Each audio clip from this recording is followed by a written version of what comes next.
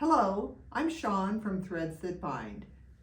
Over the years, I have designed these little punch needle rugs, and people have asked me, how do you put that wool trim on the edge? And so finally I'm getting a video made for you.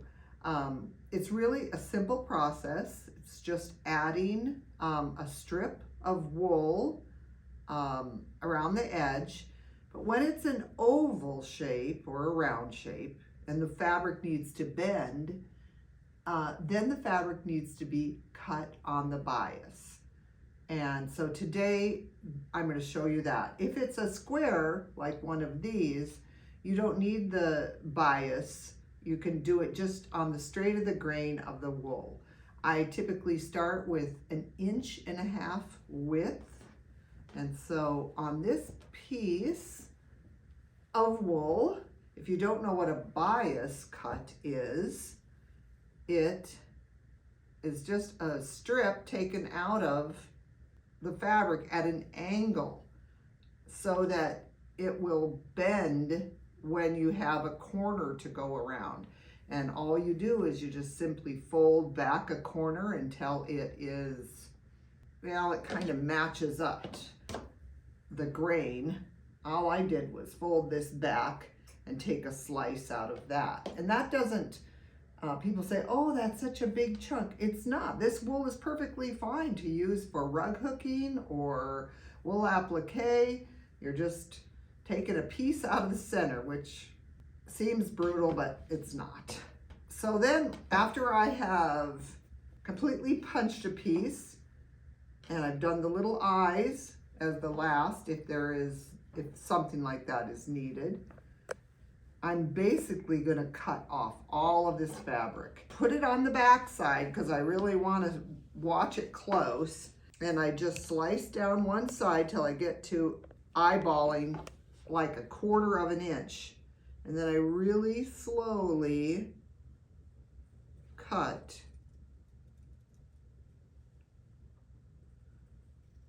around the whole edge, just eyeballing 1/4 inch. All right, I have the piece completely cut out, and I like to start on the bottom. I don't know why, I guess because sometimes there's a little bit of a seam showing right there, and I just like it to be on the bottom of the piece.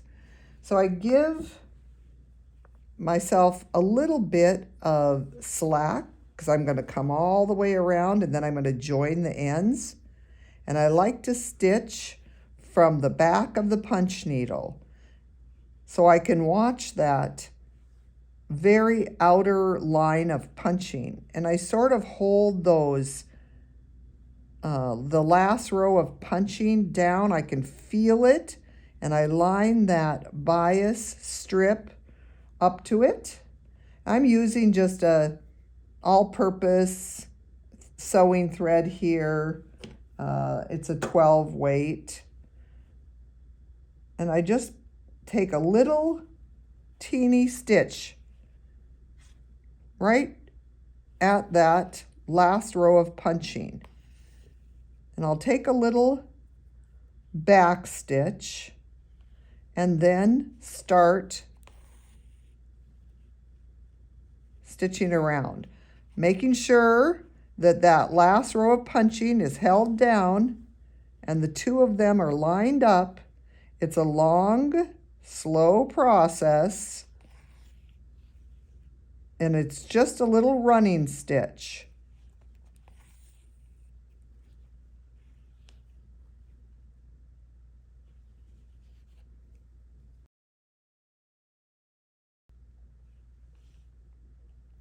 After a couple stitches, I'll put a back stitch in there. I don't want to gather it.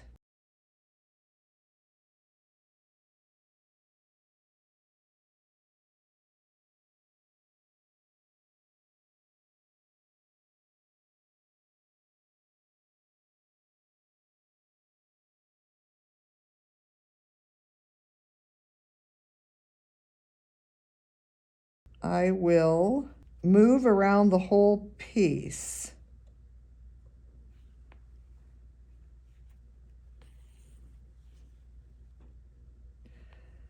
it's scary cutting that 1/4 inch all around the punch needle at first.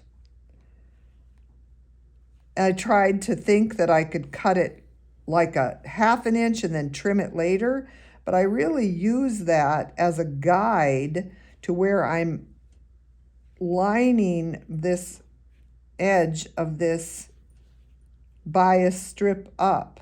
So I found that you just got to take the plunge and cut the 1/4 inch. And see, as I go, I'm making sure that last row of punching is held back, and then I'm taking a stitch down in the ditch. You can feel that last row of punching. And as you go, if you want, you can turn it back and kind of look how it is.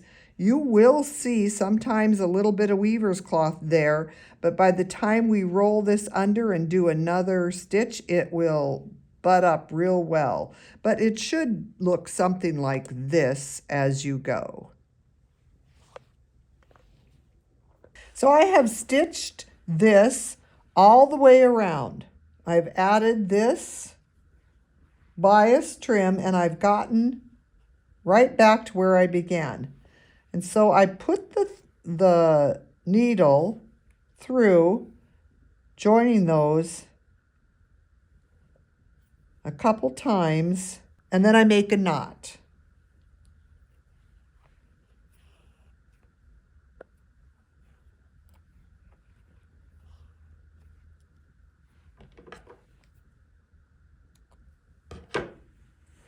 So if you turn this over,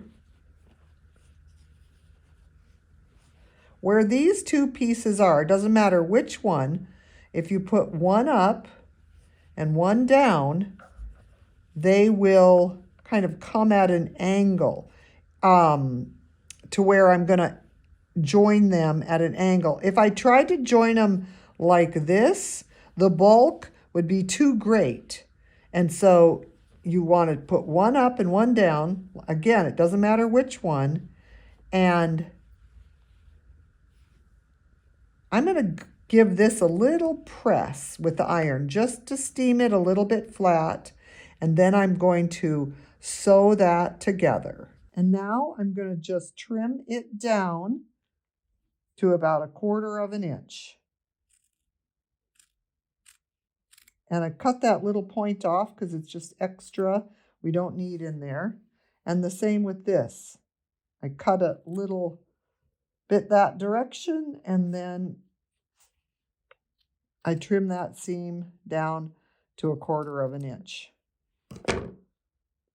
So when you turn this over,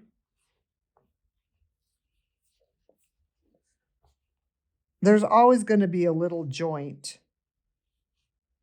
And yes, right now you can see some of that weaver's cloth.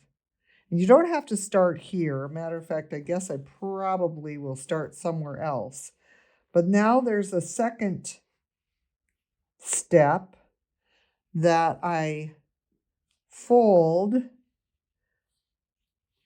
that seam back and I fold this over. And I'm going to sew this in the ditch from the front.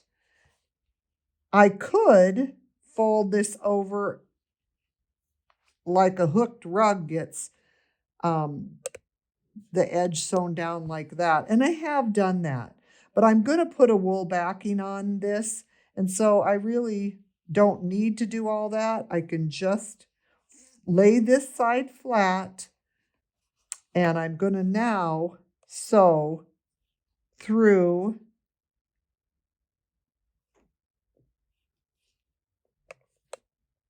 all the way around it. I'll hold it, I'll fold that back, and I will sew in the ditch all the way around this, joining it together. See how that is folded down and folded over. Okay, so I have sewn all the way around and given this little rug a little steam. So everything is laying flat. Don't push hard with your iron, just steam it. And then I want to cover this back. So to get that oval shape of wool, I make a copy on my copy machine to get the pattern. And then I set this on a light box, and with freezer paper, I sketch around it in just a little bit, 1/4 of an inch off the edge. And then I iron it onto, this is that same wool, and cut it out. If you don't have a copy machine, I suggest you just lay it on the wool itself and cut around it and then trim it back 1/4 of an inch. But this is the way I've always done it.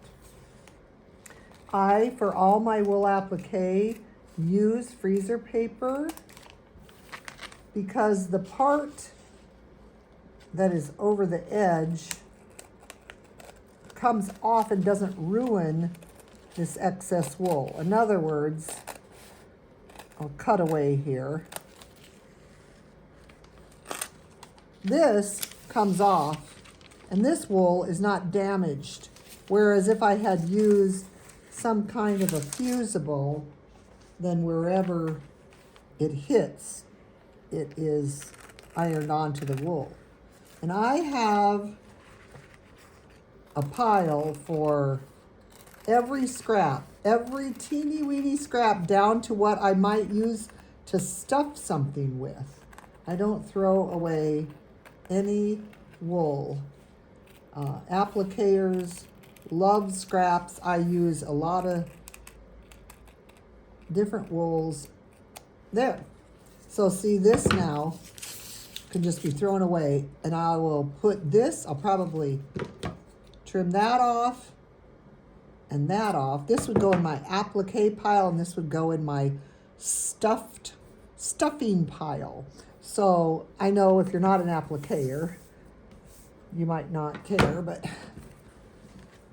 so then this should fit the back, and this you can use again. I don't know if you know that or not, but you can save that as well. Then I would just put a few pins on this. I like to use these little applique pins because your thread will not get snagged or caught up on them. And I'll probably put just 4 of them, maybe one here, here, here, and here. And then I would just do a little whip stitch. That's how I'm going to finish this back. But I looked at this stack here, and I finished different ones different ways. The back of this one is similar to what I'm going to do. You can see maybe a little bit that there's a little whip stitch holding that one on. This one's easier to see because it's a different wool. And then I also embroidered SW for Shawn Williams in 2009.